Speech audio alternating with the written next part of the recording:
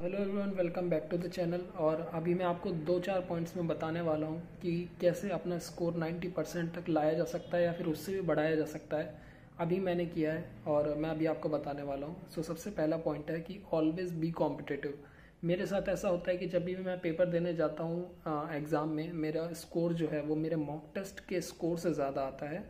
अगर मैं यहाँ पे 50 स्कोर कर रहा हूँ तो मैं वहाँ 60 स्कोर कर रहा होता हूँ। ये मेरे लिए इसलिए होता है क्योंकि मैं जो है वहाँ पर कॉम्पिटिटिव मोड में आ जाता हूँ। वो जो प्रेशर है वो मुझे हेल्प करता है मेरा स्कोर बढ़ाने में।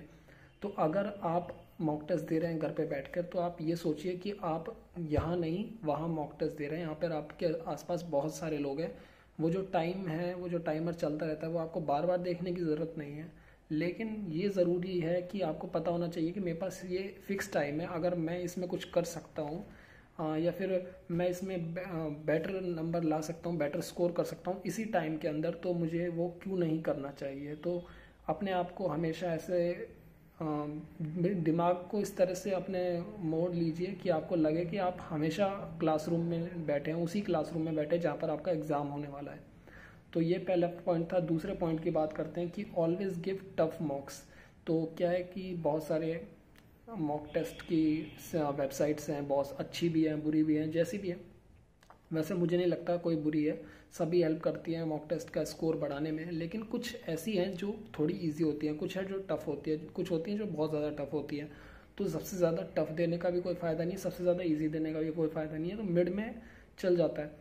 तो मैंने सारी की सारी टेस्ट की हुई हैं, इसलिए मैं सारी की सारी वेबसाइट्स के बारे में बता सकता हूँ आपको। लेकिन मैं बात अभी करने आया हूँ टफ मॉक्स की। तो अगर आप टफ मॉक्स देते हैं, ज़्यादा नहीं लेकिन अगर आप मीडियम रेंज के टफ मॉक्स देते हैं तो बहुत अच्छा होता है। क्योंकि टफ मॉक देने से क्या होता है कि अगर आपने यहाँ थोड़े टफ दे दिए तो वहाँ जाके आपको हर क्वेश्चन ईजी लगेगा, और आप वो जो कॉन्फिडेंस जब बिल्ड होता है ना एग्जाम हॉल में जाके, वो बहुत ज़्यादा हेल्प करता है नंबर बढ़ाने में। क्योंकि कॉन्फिडेंस एक ऐसी चीज़ है जो अगर आ गया आपके अंदर तो आप बहुत कम टाइम में बहुत ज़्यादा स्कोर कर सकते हो। तो टफ मॉक देने का ये फ़ायदा है और ये इस तरह से वर्क करता है। अगर तीसरी बात करें तो ये है ऑलवेज एनालाइज। पहला है कि मतलब आपने कोई भी पेपर दिया, अभी मैंने थोड़ी देर पहले ही, शायद 2-4 घंटे पहले एक मॉक दिया था AA का। उसमें मैंने एक कैसलेट उठा ली। मुझे लगा, क्योंकि मैं जब पिछले जितने भी एग्ज़ाम्स दिए जिसमें मैंने कैसलेट की नहीं, उनमें मैंने कैसलेट जब उठाई तो मुझसे हो गई। तो मैंने सोचा कि इस बार कैसलेट पहले उठा लेते हैं। मैंने कैसलेट उठाई, वो मुझसे वो जो 3 टेबल का था, मतलब 3 लाइंस थी, उसमें मेरे से 2 बन गई, तीसरी बनी नहीं। मैं उसमें अटक गया और मैं चलता रहा। मुझे लगा कि अब तो एक कैसलेट करनी है कैसे ना कैसे करके। कोशिश की, 5 मिनट निकल गए, नहीं बनी। तो बहुत ज़्यादा बुरा लगने लगा कि यार क्यों नहीं बनी, मैं कर सकता था। तो इस वजह से, तो ये जो चीज़ है, ये ईगो पे लेने वाली बात। काफ़ी सारे क्वेश्चन मैं करता हूँ जब मुझसे होते नहीं हैं, क्वांट में या रीजनिंग में, जब मैं उनको सबमिट करने के बाद वापस ट्राई करता हूँ तो वो मुझसे हो जाते हैं। तो क्या है कि मेरे अंदर जब मैंने एनालिसिस किया तो मुझे पता चला कि मैं हड़बड़ाहट में काफ़ी सारे क्वेश्चन पढ़ लेता हूँ, कुछ हिंट्स में गलत पढ़ लेता हूँ। तो ऐसी 2-4 चीज़ें हैं जो मुझे अपने बारे में पता चली कि हाँ, ये मैं गलत कर रहा हूँ। तो एनालिसिस से क्या होता है, या फिर एक बार आपने वैसे पेपर दे दिया, एक और बार आपको वो सारे के सारे क्वेश्चन जो आपने छोड़ दिए हैं या फिर जो आपने गलत कर दिए हैं, वो वापस से देखने होते हैं। और हाँ, ये भी देखना होता है कि टॉपर और आपके अंदर जो टाइमिंग है, उस टाइमिंग का डिफरेंस क्या है। अगर उसने 2 मिनट में किया और आपने 4 मिनट में किया है, तो वो 2 मिनट आपके एक्स्ट्रा कैसे लग रहे हैं और उसके एक्स्ट्रा क्यों नहीं लग रहे, उसने किस मेथड से किया होगा जिससे उसका टाइम कम पड़ रहा है। तो ये 3 इम्पॉर्टेंट पॉइंट्स हैं, ये सबसे ज़्यादा ज़रूरी हैं। और अभी मैं आपको दिखाता हूँ कि मेरा LSE ADO का मॉक स्कोर क्या रहा। So here it is. So हम स्क्रीन पे आ चुके हैं। अब सॉल्यूशन एनालिसिस दिखाता हूँ मैं आपको डायरेक्ट।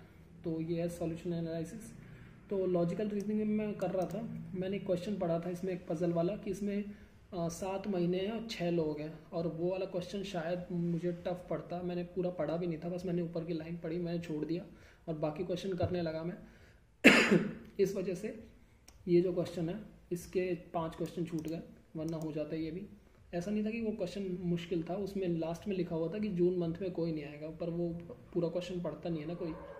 मैंने ऊपर का पढ़ा और वो छोड़ दिया। तो इस वजह से लॉजिकल रीजनिंग में मैं, और टाइम हो ही गया था फिर एंड तक वहाँ पर वापस पहुँचने वाला। तो इस वजह से ये लॉजिकल रीजनिंग में यही रहा।